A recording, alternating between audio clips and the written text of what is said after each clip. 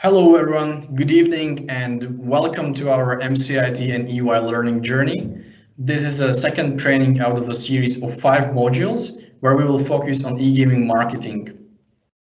The 5 modules that we will be covering as part of the wider series together with Rocket Ride Games and under the auspices of the MCIT KSA, we will be covering the e-gaming marketing, design thinking, e-gaming entrepreneur journey, and we will finish the whole series with entrepreneurship basics.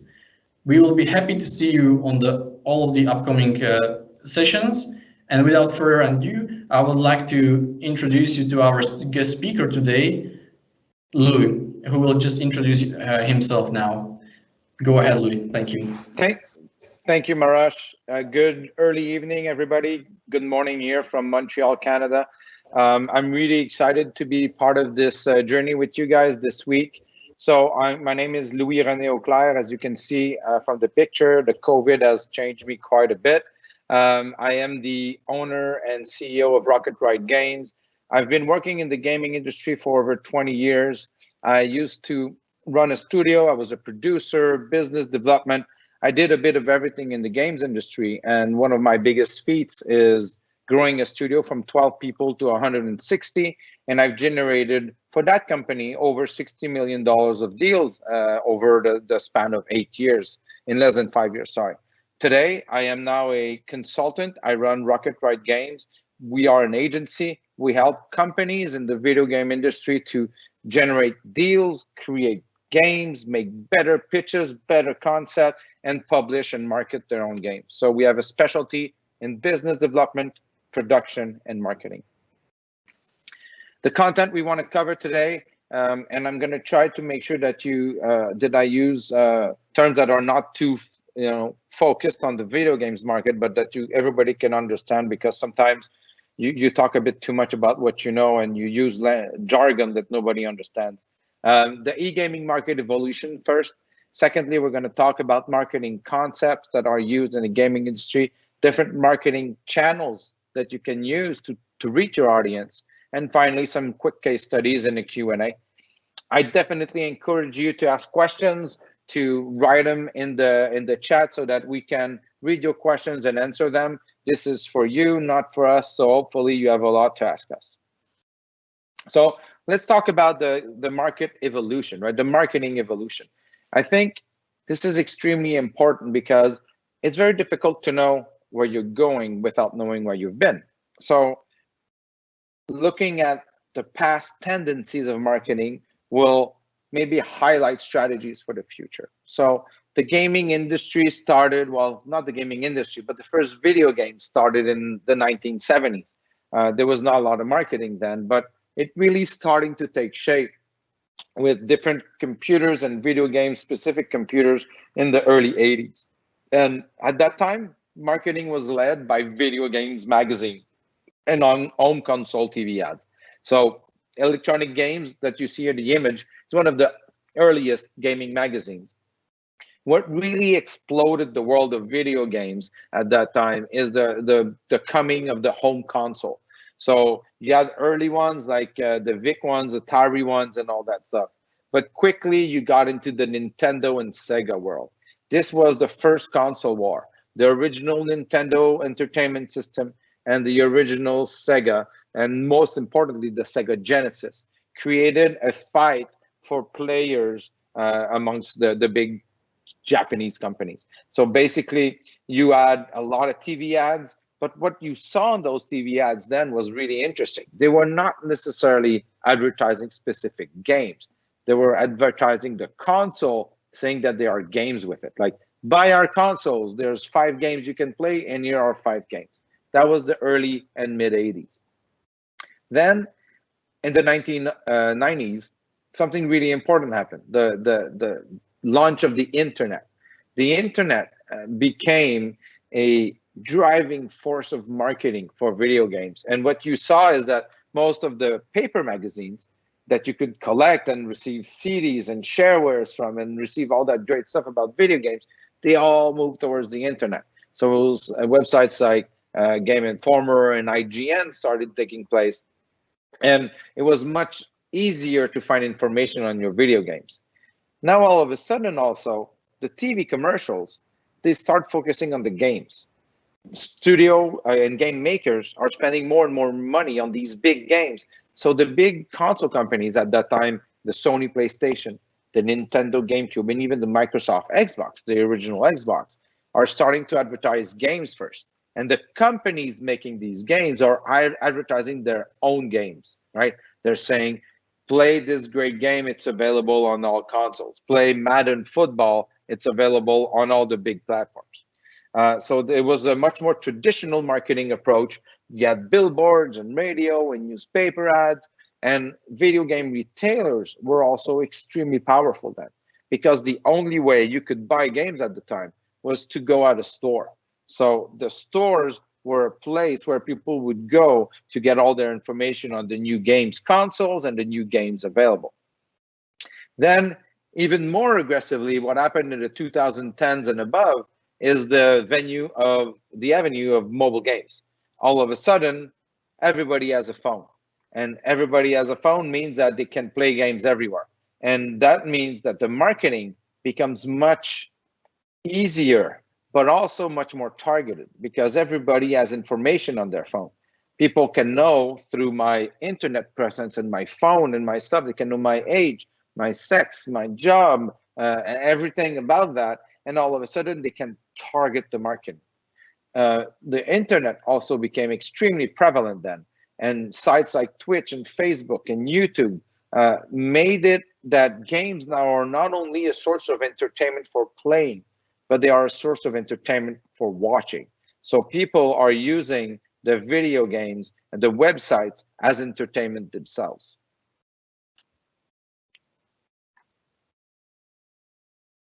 So what the main point that I want to drive today in my conversation is that marketing has evolved toward data optimized and brand focused campaigns. What I mean by data is every information that you do in the game is now tracked, stored, and utilized to better market games to people. Because it's not only about buying the game on the first week that it ships or on the first month, but it's about buying the game and staying in the game for a long, long time. Whether it's 4, 5, 6, 7 years, the goal of marketers is to keep you engaged. And they can only do that with data, because data tells them what you want and what you need out of the game. And then they're able to work with the development teams to deliver that to you. So let's look at the big marketing concepts. How do I make a game and how do I market it so that an audience comes to it, right? So there are different marketing tactics deployed based on your product life cycle. Your product life cycle is, the lifespan, which is, what happens before it is launched, what happens at launch, and then through the life, so the post-launch. So at the pre-launch, that's when you're developing the game. As you're developing the game, you're going to want to build hype and awareness for your game, right? So you want people to get excited for your upcoming game, and you want people to need to know what they want about the game. So you're going to not only develop the game, but you're also going to start making trailers. You're going to start posting online. Some people do development diaries, which is an online YouTube channel that people can follow your studio while you're making your game so that they can understand better what you're making, right? You're also going to start collecting data. So I talked about this earlier. It's the most important thing, right? So as you do those things, as you build hype and awareness, you're going to start collecting key performance metrics that are basically used to minimize the risk of investment for the launch campaigns. Because when you launch a game, that's where you spend the most money. That's when you're going to spend millions of dollars, depending on your ability to spend, to make sure that you get the highest critical mass possible in your game. But to do that, you're going to want to target your gamer, meaning who is going to play that game. So it's in the pre-launch phase that you're going to figure that out, so that when you start spending heavy amounts of money, you don't spend it on the wrong audience. And also in the pre-launch, you're going to do what we call validation, test all assumptions. So you're going to test assumptions like, I believe that the males between 25 and 35 that like sports are the best target market for our game. Then you're going to test that. And then you're going to test it against male that are 35 and 45 that watch racing, right? And so you're going to keep targeting different pockets of users to figure out which validates better for your game. When you arrive at launch, when you're ready to launch the game, it's all about reach, right? It's all about branding. So you're going to want to get the game in front as many people as possible. And that can only happen if you have the pre-launch phase done really well, because you can optimize your spend. What I mean by optimizing is that every user, every gamer that you buy for your game, so in your marketing campaign, has a cost. So in the pre-launch phase, you want to diminish that cost. So when you come to the launch phase, your $1 million will get you more users than if you were not prepared. So that's the reach. Then the branding. You're going to want to have a core brand message that encompasses the USP of the game. The USP is the unique selling point. What is special about your game? What is special about the property that you've built as a game? So the brand marketing needs to be involved in the development of the game early on so that they know what you're talking about. So that's why the pre-launch phase is important, because you're together with the studio and the marketing, learning about how to sell the game. And ultimately, the user acquisition, right? Which is acquiring high-value users to build up a strong player base. And a lot of mobile games, but also now PC games, they use a lot of data, a lot of metrics to track how much users can generate in revenue versus how much users cost to bring in the game. So if you're lucky, you can bring a player in your game for less money that they will spend. And this is what it's called, of course, ROI positive. And as long as you're ROI positive in a gaming segment, so male 25 to 35 that likes racing, you can spend there and keep bringing users in your game and generate profits. Once you're launched, it's all about relevancy. As your game gets older, you need to become more relevant, because otherwise people are going to leave. And if they leave, then they stop generating revenue for you, right? You're going to also have live operations. Live operations is servicing your game with new content and live events, and they can be used as specific marketing material. I'll give you examples of this. Players, let's call them a role-playing game with multiplayer aspects, right? So you're playing against different players of different people. It's medieval, okay? So you're playing, and now you've been playing for 6 months, and you need new content. So they're going to start releasing new quests, new weapons, new storylines that are going to allow you to continue playing. And they can even use that in marketing by, let's say you can do a promotion with a movie, you can do a promotion with a TV show, a premiere, that all of a sudden you can play those characters in your game. So people are going to be interested in staying in your game. You can also do retargeting as a marketing campaign. Retargeting is basically bringing back players that left you. So it's easier in the video games industry to bring back a player than to bring in a new one. So retargeting is very important, because you want to bring players that spent money already back by saying, hey, I know you left because you did not like the last missions that we came up with, but we changed. We have new missions. Please come back. So that's the marketing of retargeting. And of course, loyalty, even better, make them never leave you.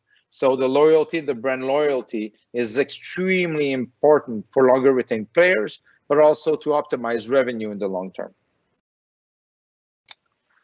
So before marketing a product, the concept must first be evaluated. So we're looking back at the pre-launch phase, okay? There are 3 main questions you need to ask yourself about your game. First is, who will play your game? Who is your audience? Secondly is there a market? So that audience that you analyze is going to play your game, are they there and are they willing to spend? And finally, how are you different? How are you different than everybody else? So when you look at who will play your game, is your game based on an IP or a theme? An IP is an intellectual property that already exists. It can be a comic book, TV series, movies. It can be cereal. It doesn't matter, but it's a intellectual property that already exists. Or is it based on a theme? Is it medieval? Is it Vikings? Is it ninjas? Is it North American 1900s, right? So the theme and the IP, it's going to drive your fan base and your demographics, right? So they are linked to specific category of users that like those specific themes or IP, and this is going to be your addressable market. Is it based on a game genre, right? Is it a role-playing game, or is it a match-3 puzzle? Role-playing games attract specific types of players, so does match-3 puzzles. So all of a sudden, you need to have your IP and your theme work with the game genres, because if you look at a Venn diagram and this is your people that are like your theme and this is your people that like your game genre, and if they don't interconnect, then you have a market problem. Is it based on an art style? There's 3D animation, there's 2D, there's 8-bit pixel art that is very old school looking. So these art styles also drive specific target markets. And then finally, is it based on a specific platform? VR, mobile, PC, console, all of them have specific targets.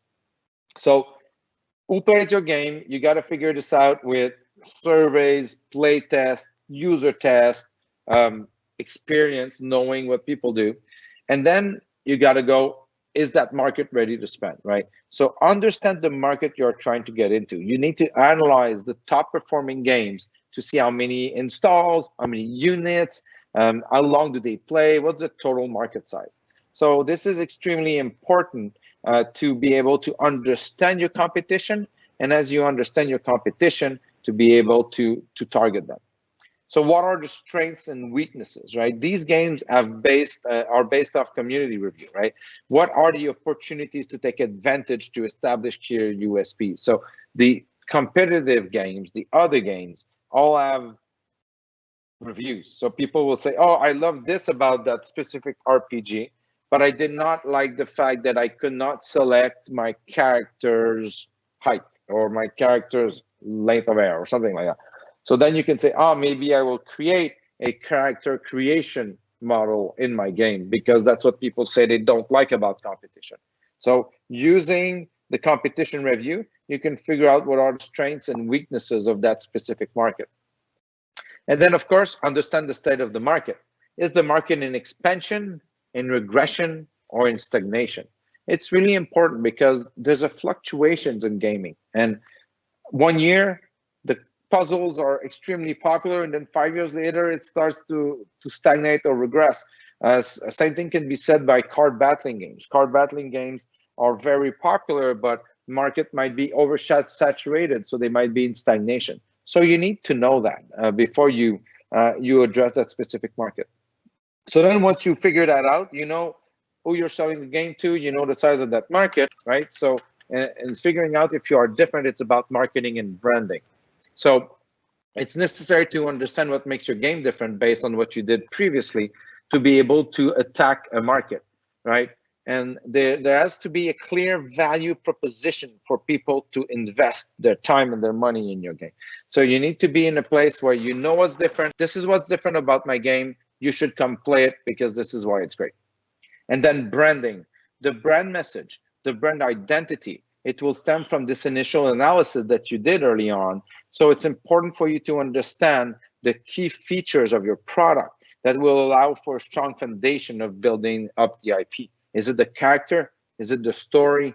Is it the enemies? Is it the theme? Is it the IP? Understand that really well. And once you've understood it, then you can market it properly.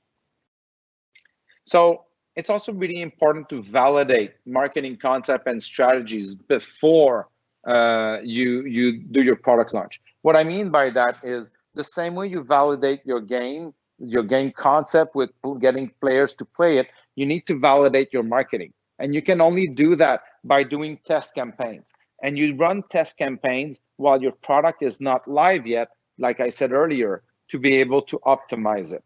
So the optimization phase starts as early as the development start. So you will run beta registration campaigns. Beta registration campaigns are basically, the game's not finished, you are still producing it, but it is playable. That's your phase one. You release the game to a closed group of players that can play your game and give you feedback. So as they play the game, they give you feedback on the game, but you can market to them.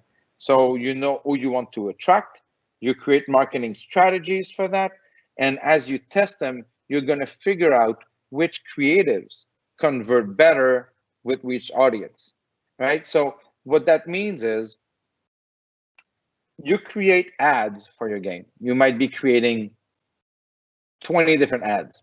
They're going to have videos, images, text. They're going to say different things. They're going to talk about characters, about the world, about the story, about all the different things that you want to test. And then you're going to release those ads. And as people click on those ads online or on their phone, you're going to get data. That data is going to tell you if they like your ads, if they don't like your ads, or you're going to get information that tells you which one is the most efficient, right? So that's going to allow you to test, but also start building a community to engage your users and build excitement.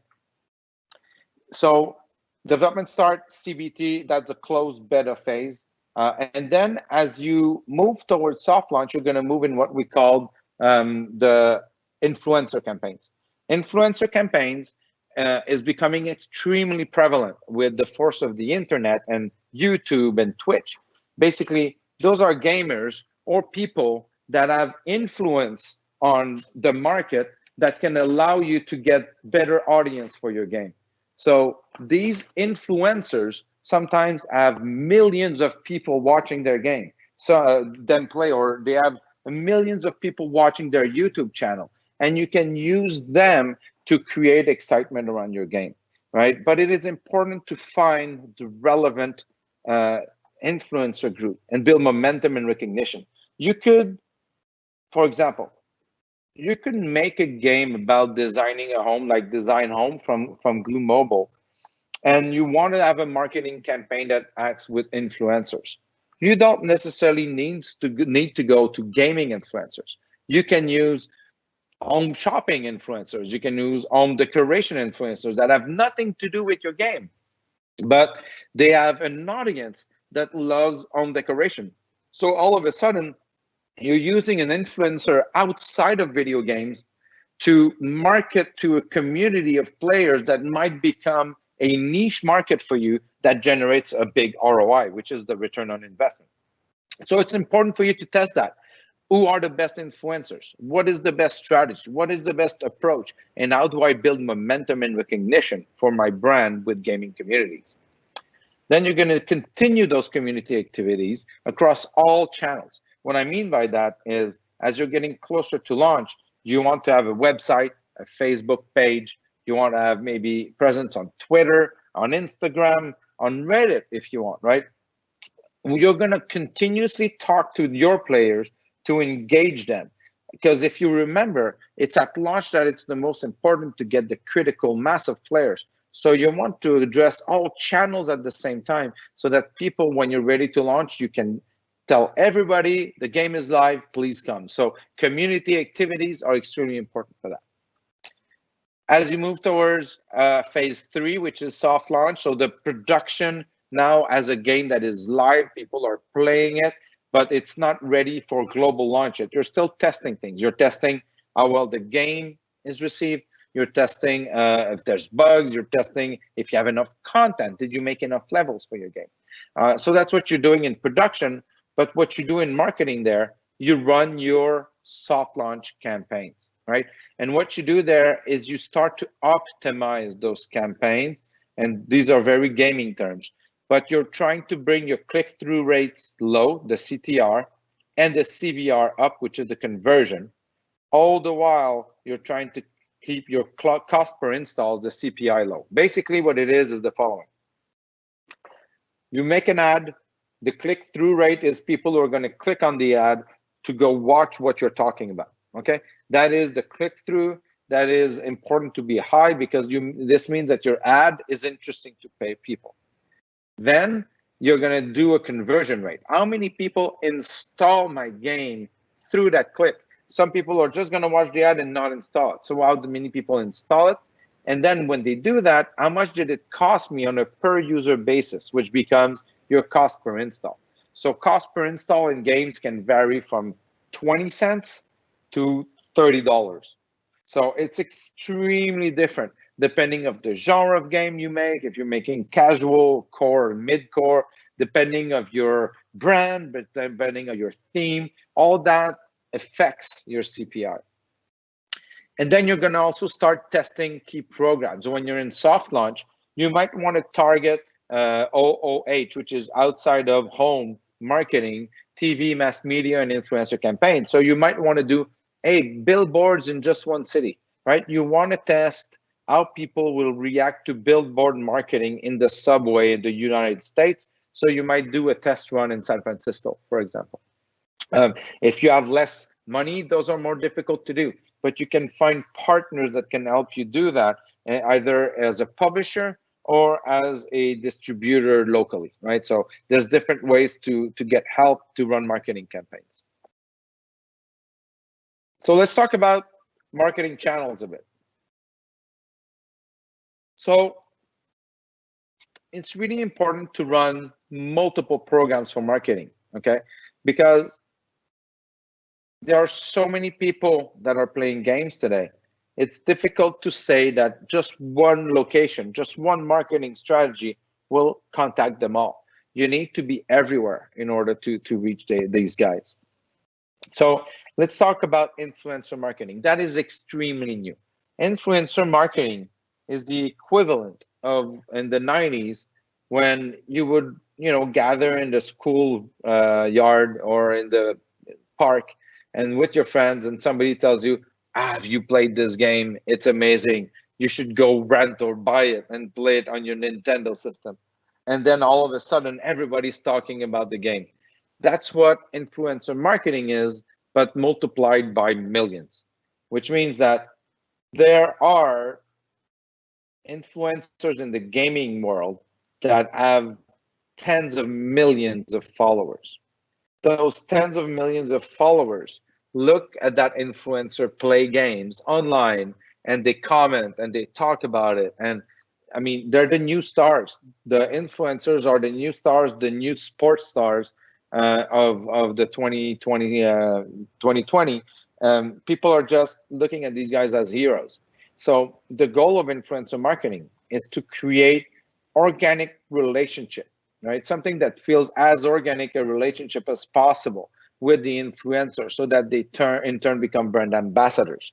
So it's a bit controversial. Influencer marketing is a bit controversial because you pay somebody to like your game and to play your game online and to say he likes it. So you have to be very careful how you approach this.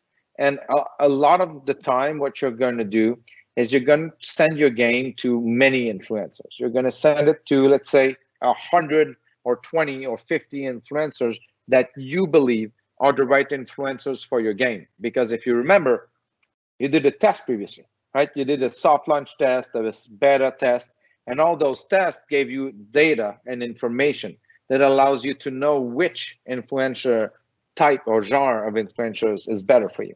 So you want to send it to as many influencers as possible so that if they really like your game, they're going to promote it on their own without you having to pay them, which means that all of a sudden they become brand ambassadors and you can have a much broader relationship with them in a way that you don't have to pay them every time they do a video for you. This also allows for the fastest path to creating trust between the target audience and the product. This has changed a lot, right? Before creating trust between consumers and companies, it was about product, about TV marketing, and it was about different ads and different community management things that companies would do. But now the influencer marketing is one of the biggest way and fastest way to create that relationship. So it's very difficult to disregard influencer marketing in today's world.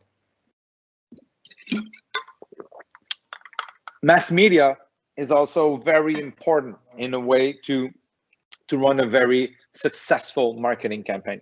So Mass media campaigns are some of the most cost-efficient ways to reach a high volume of impressions if executed properly. What this means is everybody sees your ad, right? If you put, like you're seeing on the image here, right? You're seeing a subway ad, you're seeing an ad on a billboard, you're seeing an ad on a bus, seems like a tour bus, a Candy Crush. What this makes is that a lot of people will see your ad. Like everybody walking past that street in the city and that week will see it, right? So a lot of people see it, and it's not that costly to have a lot of people see it. But that does not mean everybody is gonna download your game. That's why you need to mix and mash your ads, right? If you have a mass media ad that talks about Candy Crush, so you have a bus like you're seeing here, a bus tour, Candy Crush is on it, people see it, they love it. What you want is that you want influencer marketing on that as well, so that the people who are the target market for Candy Crush, when they watch their favorite influencer, all of a sudden that person talks about Candy Crush. Now you're like, oh, if that person loves the game and it seems to be so popular that it's on a bus, might be interesting for me to play. I'm gonna download the game. So that's the full link that you're trying to do in your marketing strategy. It's difficult, however, to track, right? So it's hard to sustain cost because you get very low installs per thousand, installs per meal that they say. The reason you get low installs per thousand, like I said, is that it's not targeted. And they become very costly very fast. However, with the right strategy, and I talked about this, there's no better way to reinforce a brand than through mass media. If you're not sure that you want to play a game, but you see a TV ad, you see a billboard ad, a huge billboard ad in downtown New York, for example, at Times Square, you're going to start believing that this is a game worth it because so many people market it and talk about it. It's like, oh, it's everywhere. It has to be good for me. All that needs to be coupled with additional strategies. And now we're talking about user acquisition. And user acquisition is the action of doing direct to user marketing with data-driven information and focus. What this means is I am going to go on Facebook, on Google, on Instagram, on TikTok, on all these Twitter, on all these sites and social medias, and I am going to do specifically targeted ads to the players that are the perfect target market, or to a target market that I want to test for my game. This is going to be perfectly matched with influencer marketing and mass media, because everything will help lower the cost of those ads, right? So you're going to make an ad on Facebook. So as you're scrolling your Facebook or you're scrolling your Instagram, you're going to start seeing ads. These ads are specifically targeted to you because they know what you like. They know what you've been doing on your Facebook. So when we say that privacy is an issue, that's one of the reasons. It's because they can use those ads and that data to track better users and make advertising to them. There are many, many different tools that help you do that, right? To optimize campaign or to secure your positive ROAS, which is return on ad spend. Basically, what you do with these tools is that you're able to track all your campaigns. You should be doing a lot of different ad campaigns for mobile games, meaning, or for all games. What this means is, as you are marketing your game, you need to be running 10, 20, 50, 100 different ads so that people can see different ads all the time and find a way to be attracted to one of them and click through and install your game. So you cannot reach success with just one ad on one platform. You need to make multiple ads on multiple platforms for this to work. With the addition of these tools and methods, the space has gone through drastic changes, meaning that right now it's not legal to track too much information on players. So what people are doing is they're changing their marketing strategy by utilizing a mix of everything so that they have a better marketing campaign. So like I said, it's all about diversity. It's all about getting more ads on more platforms with more different approaches as you can. This is what's going to allow you to be reaching your target markets.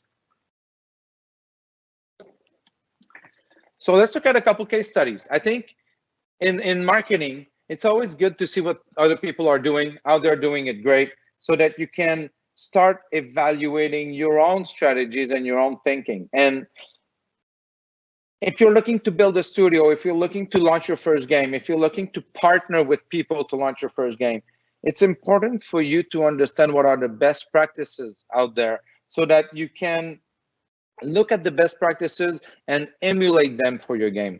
So let's look at some examples of great marketing and community management, also community management being very important. So some of these games you might know, or all of these games you will know. So let's look at Clash of Clans first. So Clash of Clans came out, I think, almost 10 years ago now. It's still one of the most played and most downloaded games in the world on mobile phones. What they did for their marketing strategy is that they came up with extremely high quality 3D animated trailers with a clear brand message, and they made a lot of them. So if you look at, you can go and look on the internet afterwards to give you examples, but look at Clash of Clans ads or Clash of Clans marketings or Clash of Clans videos, and there's thousands of them, because they used, every time they used different ad to promote different characters. So you could see all the great characters with a lot of humor and great quality 3D graphics that increased the brand fidelity and the brand interest, which in turn improved the return on an investment when you would do a marketing campaign. They went further than that. They created a series called Clash-O-Rama series. That is free. You don't need to pay anything to watch that series, right? You can just watch it on YouTube everywhere. And it's basically creating storylines, creating videos, 20, 15 minutes, series, everything that you can around your intellectual property, around your game, to engage the content outside of the game. So you're at a friend's house, you never played Clash of Clans, and he plays Clash of Clans, but he doesn't want to play in front of you because it's boring to watch somebody play. He's like, hey, I want to show you something, and he shows him on YouTube. He shows him the Clash-O-Rama, or he shows him the trailer. Just looking at that, it looks fun. So what this creates, it creates interest outside of the games, outside of the game advertising, and people will want to download the game. Now, if we look at Cyberpunk, look at what Cyberpunk did. It was a very successful launch. Unfortunately, Cyberpunk had bugs. We can talk about that at another point. It had bugs created by having an overly ambitious game and needing to ship fast. So the game shipped with, in my opinion, a bit too many bugs. But they have a great use of marketing to build up hype, okay? So the game production, I think, lasted about 7 years. Throughout those 7 years, they kept marketing it with community management, with ads, with developer updates, with posters, with videos, with anything that they could do. And as they were getting closer to launch, and as you're getting closer to launch, you want to build your hype. So if you're a small indie studio, independent studio, trying to make your game, like, try to create a story of your marketing. The story is, how can I start attracting people early by showing them something interesting about what I'm doing on the game, right? It might be that you're one of the early first studio doing a mobile game in the kingdom, and you want to show them that as a team, you're working extremely well together, right? So you can build a developer diary, you can show them what you're doing in meetings and things like that. And it's got to start exciting people. But then maybe you have a deal in which you're going to use a character from outside an intellectual property, outside of your game, in the game, like they did for Cyberpunk. So when they came closer to shipping the game, they announced that they're doing a collaboration with Keanu Reeves. Keanu Reeves is a very well-known Hollywood actor. I'm sure you know him. Played in many movies like The Matrix, but also most recently in the series John Wick. So they made a big announcement with Keanu Reeves being a character in the game. people went nuts. People went crazy. They loved it so much, and it continued building the hype step by step for the game. That's what you need to try to do. And some of these things can be free. For them, they have a huge budget. But for you, some of these things you can do for free by just building a community slowly but surely on social media. They also heavily marketed the game Cyberpunk 2077 as the best next-gen game with clear USP, right? The clear USP is even in the title. The USP is that you're going to be in an open world in the Cyberpunk year of 2077. So all of a sudden, just looking at the title of the game, knowing that Keanu Reeves is in it, Keanu Reeves playing in movies like The Matrix, you're starting to associate the game to a specific genre and a specific theme. And that is very targeted as a marketing approach. So strong use of USP in the marketing campaign. As you can see here, it looks like Akira, which is a very well-known futuristic manga. So that's a very well done marketing campaign that better, how can I say this, focuses the target audience. If you look at the kings of marketing in the past 3 years, you're looking at Fortnite. So Fortnite is an amazingly good example of how to create great branding and great brand partnerships that create awareness and relevancy. Fortnite as a brand itself is great, but Fortnite can be used as the canvas to many other brands. And I think that's where this company wins. So Epic, who are also making the Unreal Engine and Fortnite, so one of the top games in the world and the top engine in the world, are using their game itself as a platform for other companies. So as you play Fortnite, you see the NFL, the National Football League players, and all of a sudden you can customize your character in the game with NFL gear. You see Star Wars, you see The Mandalorian, which is a Disney Plus series. All of a sudden you can play those characters in the game. You can dress up your character as a Star Wars, as a Marvel character. So they're doing these constant crossovers in Fortnite, and those crossovers allow you to see the relevancy. So if I'm a football fan, I've never played Fortnite, and I hear by somebody like, wow, did you see what Fortnite did? They put the Dallas Cowboys in there or the Pittsburgh Steelers. You're going to want to go check it out because you're such a big fan of football. You're going to go check it out in Fortnite. They even pushed the limits of the marketing and the branding further by using their platform. So let's say they have 200 million players in the game. They're using their platform to promote music events. They did music concerts within Fortnite. So all of a sudden, they're marketing themselves with rappers and hip-hop artists and rock metal bands, and they're marketing their game. They're marketing the artist, and it just becomes a phenomenon of pop culture. So Fortnite is extremely powerful in that sense, and even into the internet meme cultures. So as you're thinking of big ways to reach your audience, if you're targeting a younger audience, like teenagers and young adults, you know that teenagers and young adults, they absolutely love memes. So they're going to go online and look at all these memes, other images or videos, and they use them to communicate amongst each other, right? So Fortnite was aware of this, and they created dances in the game that would become cultural memes and vice versa. So they would take dances from people online and adapt them to Fortnite, and they would take their dances and people outside of Fortnite would try to dance them. So what is a better marketing than people that are not getting paid looking at the dances in your game and trying to replicate them on TikTok, on YouTube, on all this? I mean, it's free marketing. It's free marketing because of clever game design. So if you're targeting a younger audience, it's always good to remember that what culturally incites them, right? And always think about that, the way you're designing your game, but also the way you're designing your marketing. So that covers the big part of what we want to talk about. I just want to before we go to questions, I want to talk about some specific aspects that might be linked to smaller teams, more independent. I said it multiple times, marketing could take a lot of money to market a game, but you could also do it in a very subtle way. So I think your creativity as game makers, as game designers, as programmers, and as artists can also be challenged to become your creativity in the way you market your game.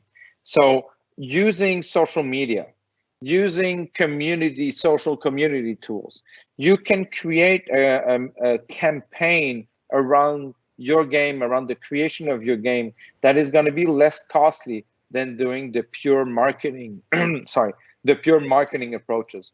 And I highly recommend you look at your competing games and your competing, not studios, but the studio you aspire to become, to look at what they're doing and how they are approaching their own marketing so that you can adapt it to what you need. In the kingdom, you are in a very special region. There's not a lot of people making video games in your region, and it should change. And I think it's going to change in the coming years. So I think it's interesting for you to take this to your advantage and tell your stories as game makers as much as you want to tell your story of your game. So utilize that to your strength. Gather a user base of people that want to support you as game makers because of the game you're making, and then you can start reaching success. And if you're looking for a publisher, meaning a distributor that's going to give you money to then market your game, so it's I'll make it numbers, but they want to write you $1 million check to get your game and to market it for you, and then you want to go in that route, marketing is still important. You need to market early so that these publishers see your game and they see what you're doing with your game, because if they don't see your game, they can't sign it. So it's really important to constantly market yourself and your studio and your game to get that attraction from players, investors, or even publishers. So that's what I would say my recommendations are to growing studios. We are open to questions now. So Marash, if you want to get me some questions. Yeah, absolutely. Thank you very much, Louis. It was another amazing presentation. That was absolutely full of valuable content. And we also got our audience quite engaged with this one. So I will shoot a few questions. I will start with a question from Bushra, and she is interested in if there are any type of games that naturally attract more players that are then, in consequence, easier to be marketed. So there are games that attract more players. That does not mean they are easier to market. So it's a very good question, because if you're thinking about making your first game, you're very nervous about not getting enough sales, right? You want to get enough revenue, and you're like, can I find that specific target where I can make a game that it's a you know, a blue ocean that is like, right, there's a lot of players waiting for your game. That's not really the case, but the places where there's the most gamers is in the casual and hyper casual worlds. So we talked about this earlier today as well. So a casual game is a game that is very easy to pick up, that doesn't have very complex controls, and that my mother, as well as my sons and myself and my wife, can enjoy. So it's easy to control, not heavy on themes. Candy Crush is a perfect example. It's a very open theme, very open controls, very open play style, but very easy to learn. So people can pick it up, play it. Hyper casual is the same thing. Hyper casual or even faster consumed games, but they are also easier to find a big target audience. That doesn't mean it's easier to get them. It just means that the target audience is bigger. Sometimes making a game for a niche market, but making it perfect for that niche, is better than targeting a big audience. You just need to know exactly who you're targeting and making that game properly for them. Those Venn diagrams of who am I making the games for, what is the addressable market, and what game am I making is extremely important. Yeah, I think that's very clear, and you made one very good point about accessibility. It needs to be accessible in terms of game mechanics. It needs to be easy to learn. But does it also have to be easy to master? Or basically, are we trying to limit the skill ceiling, so to speak, so that people are not easily dissuaded by people who are going to get very fast, very good at the game? Or is it more like it should be quite simple in its entirety? Yes, so that's a very good question. In the hyper casual, you want it to be very difficult, very fast, right? Because you're talking about an arcade game. You want people to watch another ad.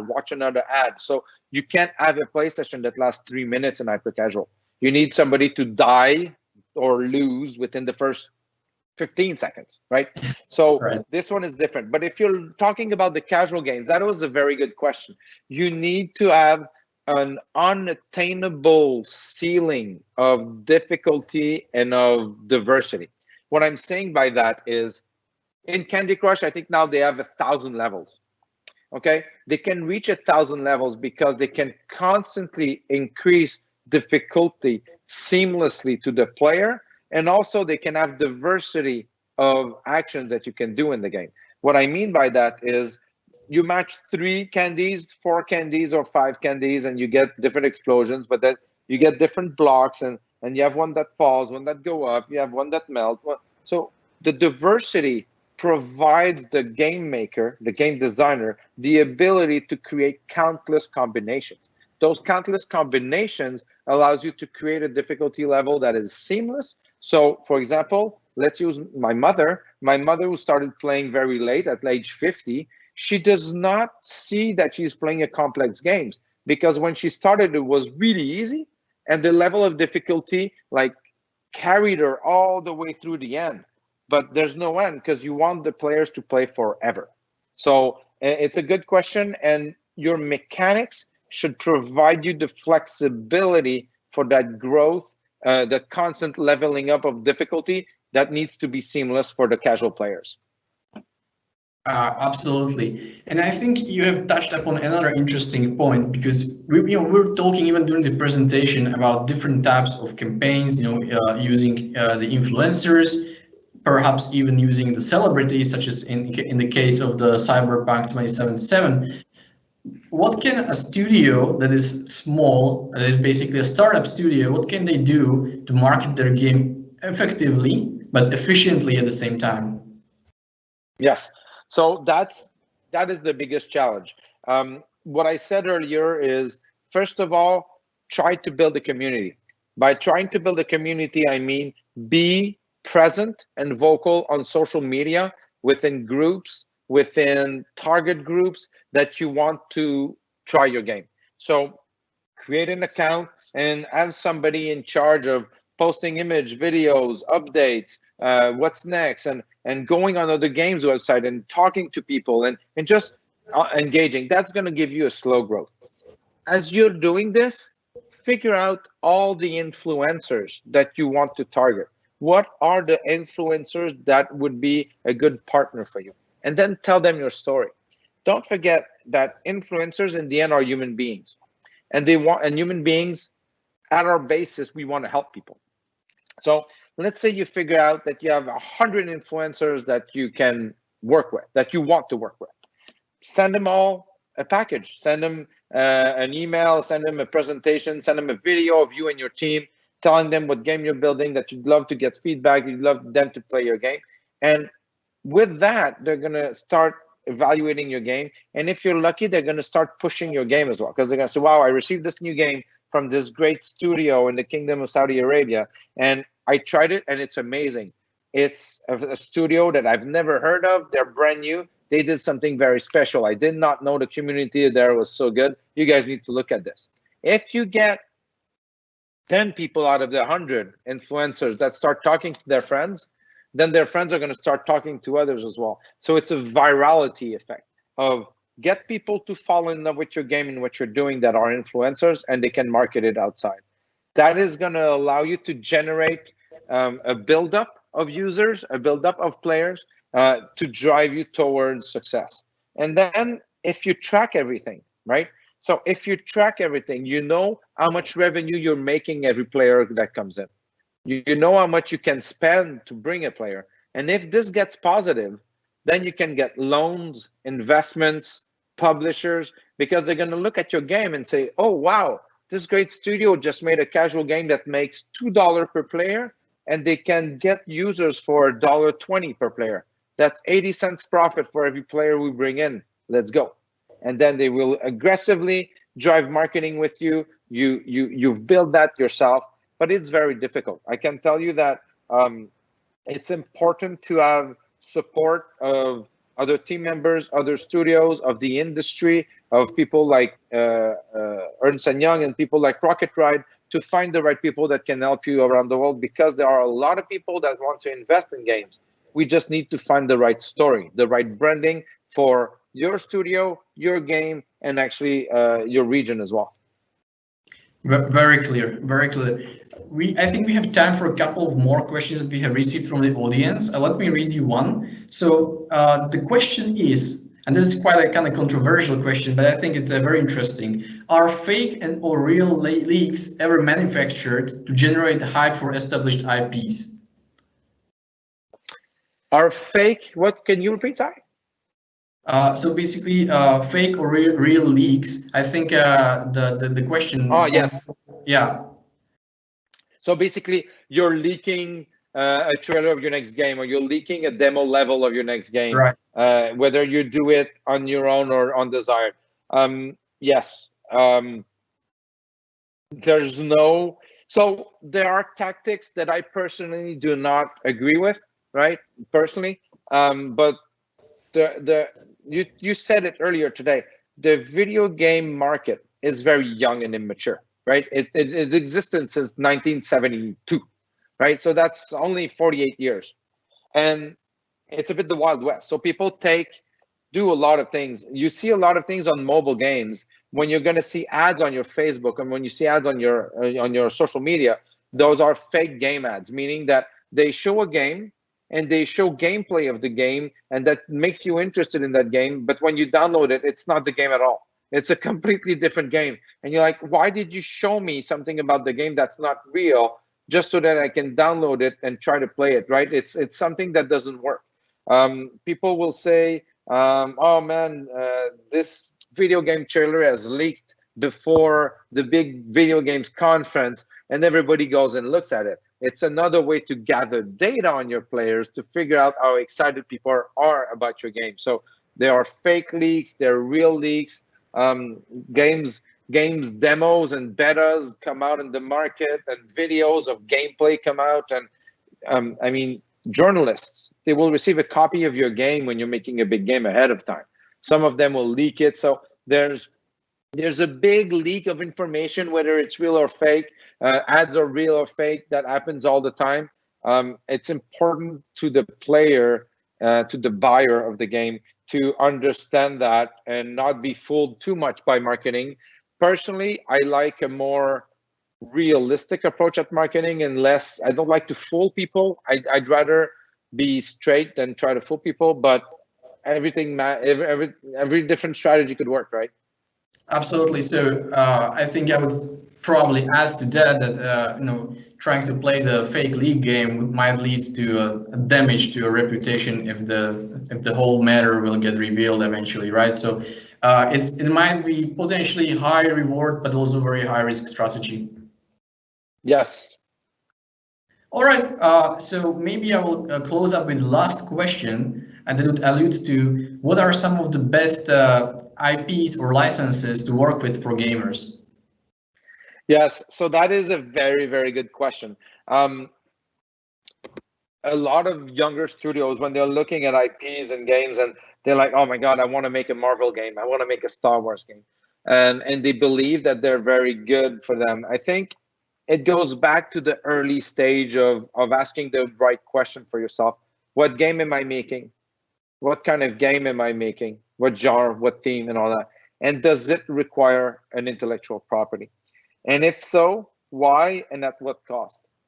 Game IPs, and that's an entire presentation, by the way, but licensed IPs, like let's say movies, okay? What's interesting about it is that it provides you with a framework, right? When you take Marvel, you have a framework. Every character is defined. You know how they look. You know how strong they are. You know their superpowers. So when you're making your game, it's easy. It's easy to market. Not easy, but you don't have to design all that. And the ads also, you can see, oh my God, I'm going to use Wolverine this ad and then this ad, right? It creates a lot of the work for you. They are very, very costly. And sometimes they could also force you to do something you don't want with your game. Meaning that if you get a big IP like Jurassic Park or Star Wars or The Simpsons, there are some things that you can and cannot do with the characters. So they define your limits. They define the limits of what you can do. They help you accelerate production, but they also provide you more limits. And when it comes to marketing, if you don't find the right merge of the IP, Star Wars, and the right audience, male between 18 and 40, and then you do a casual game with puzzles, all of a sudden you have a brand mismatch. That's what we call it, a brand mismatch. And there's nothing you can do that's going to repair that game, right? Because your audience doesn't care about the game, the IP doesn't fit, and then you potentially lost millions of dollars for the IP and for production. So in a world that your genre of game you're making, the theme that you want to use, and the IP fit perfectly with the target audience you're going for, then it can work. Okay, that's clear. Maybe one very quick one to conclude. Have you, in your experience in your career, come across a situation where enforcement ads would be the viable solution? Where enforcement, sorry? Enforcement advertisement, enforced advertisement in a game design. So basically, I would go into, I would basically position it in a way that there is the player is engaged in a game, and suddenly there is a forced pop-up yes. Yeah. We call them the undesired interstitial. They call them interstitial ads, so between games or something like that. This is, my opinion, the worst type of marketing you can do in games. People do it still. It breaks the flow. It breaks the design. It is usually used by games that don't generate enough money by their main means of revenue, whether it's incentivized ads or in-app purchases or subscription. And they're like, we need to make more money, so let's put a ad at the end of every 3 games. So you play 3 games, and then you get an ad that you don't want.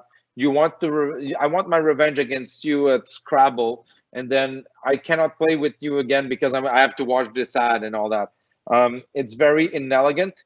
So I always try to push against it, unless you make it part of the experience, which I have never seen it be a good part of the experience. So it happens often, but I personally don't like it.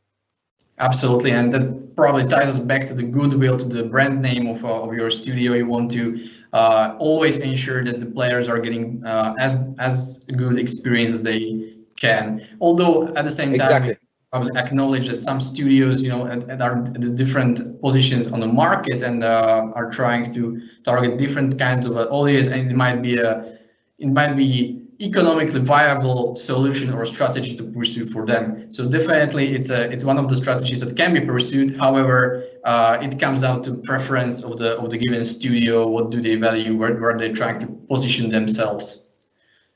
Exactly. All right, I think that would be it when it comes to the Q&A sessions. And with that, please let me thank you for being part of these 2 great sessions today. I would like to invite you for the next sessions that will be about design thinking, e-gaming entrepreneur journey, both tomorrow on Wednesday, and then Thursday we will conclude the whole series with the e-gaming entrepreneurship basics. I would like to thank Luis and the Rocket Ride Games, and most importantly our very own Ministry of Communications and Information Technology team who made this whole series of sessions happen. Thank you very much, and I hopefully to see you soon again. Thank you, everyone. Thank you, Maros. Thank you.